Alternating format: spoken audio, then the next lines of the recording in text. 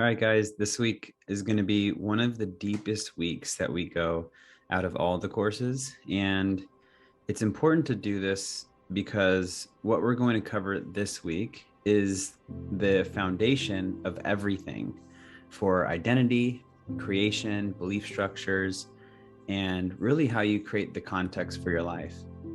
So in this first video, we're going to talk about this thing.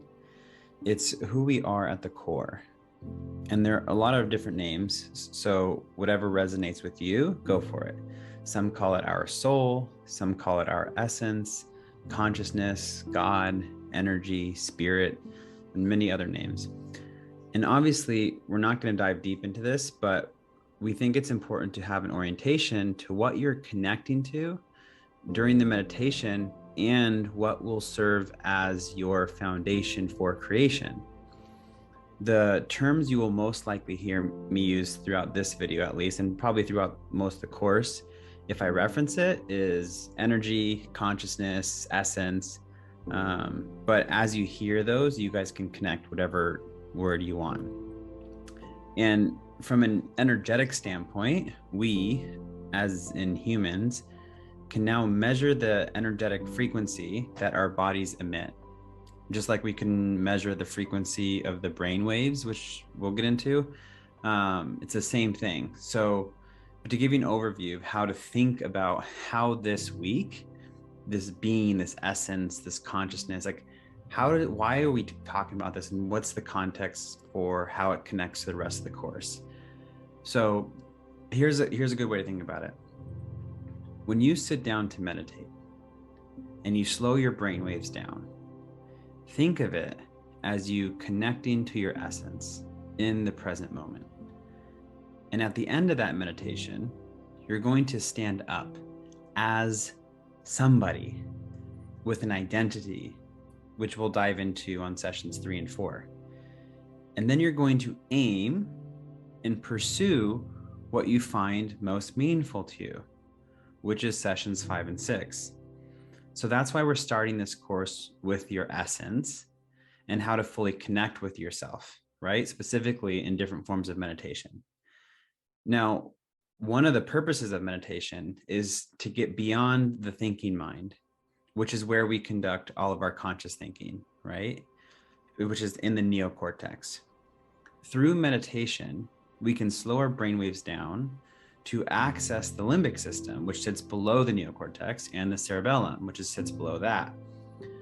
And that contains the programming of what you guys hear referenced as the subconscious. Now, when it comes to brain waves, most people are in beta waves while they're awake, and the brain is processing information and assigning meaning to things. The thinking brain is active.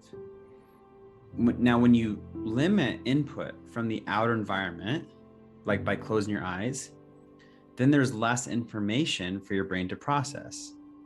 And so then your inner world would then become more important than your outer world. And so when your eyes are closed, your brain waves start to slow down and they go into alpha brain waves. And that's again where the inner world becomes more real than the outer world. And when your body falls asleep, but your mind is awake, now you're getting into theta. And all the quick changes in terms of the subconscious happen in that stage, right? The alpha and the theta. And delta is when you're asleep. That's like the deep restorative state. And then there's gamma, which is asleep technically, but your brain is aroused. You almost have a sympathetic response with your nervous system, and you're releasing energy. So gamma is like super arousal, and all attention is on our inner experience. These are the brain waves that are occurring when you hear about deep, profound, mystical experiences or kundalini, and it can be very stimulating or arousing. But as far as beta waves, which is like our conscious thinking mind, we have low beta, which is when we're awake but relaxed, mid beta, which is active thinking or critical thinking, and then we have high beta, which is when we're in high states of fear, over arousal, anxiety, anger. And some people can get stuck in high arousal, right? And then sometimes they need something outside of them to take them out of that. And this is where you can see a dependency on certain addictive substances, medication, or alcohol. And we also see similar effects with deep breathing, right? Because prolonging the exhalation of your breath actually activates the parasympathetic response in the nervous system. So when you inhale, that's naturally nervous system stimulating. And when you exhale, you can feel the relaxation. You can feel the parasympathetic response activating. Now, if we're always in the thinking mind, in the beta waves, then nothing gets past it, right? Think of it, when we have beta waves, we're not open, literally, to any new idea, belief, or outcome, at least at the subconscious level. And if you want to be open to a new way of thinking or believing, we have to go beyond the thinking mind. And we're going to practice this so we can accept the thought that, let's say, that we're worthy, or that we're enough, or that we're capable of achieving the things and fulfilling the things that we want to do, or becoming the person we aspire to. And now emotions also exist in the subconscious mind because they're controlled by the limbic system. And this is where you hear people like Joe Dispenza and others talk about pairing an elevated emotion with a clear intention while being in the brain waves. And that is where the magic happens, right? In the alpha brain waves mainly. And we have to get beyond the neocortex and get ideas and beliefs into the limbic brain and the cerebellum, right? Because that's the seat of the autonomic nervous system. And the job of the ANS is balance and homeostasis in the body.